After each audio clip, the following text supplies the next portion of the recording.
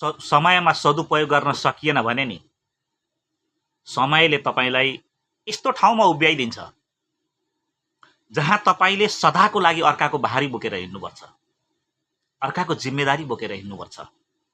तपाईलाई लाग्छ मैले राम्रो गरिरहेको छु, तर सारा जीवन उसले तपाईलाई अर्काको नोकर बनाएर हिँड्दिन्छ।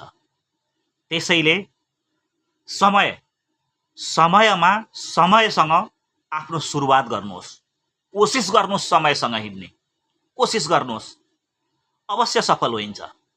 नत्र समयले हामीलाई छोड्दैन, हामीलाई कहीँको पनि राख्दैन, किनकि समय चक्र जहिलेदेखि सुरु भएको छ तहिलेदेखि अहिलेसम्म रोकिएको छैन। फरक यति मात्र छ कि हामी समयमा न उठ्न सक्छौं, न समयमा हामी हिँड्न सक्छौं, न समयमा हामी केही गर्न सक्छौं। कोसिस गर्नुहोस्। यदि हामी 10% मात्र समयसँग हिँड्ने कोसिस गर्यौं भने नि हामी कहिल्यै पनि यो असक्सेस, निराशा, फेलियर यसको सामना गर्नु पर्दैन हामीले।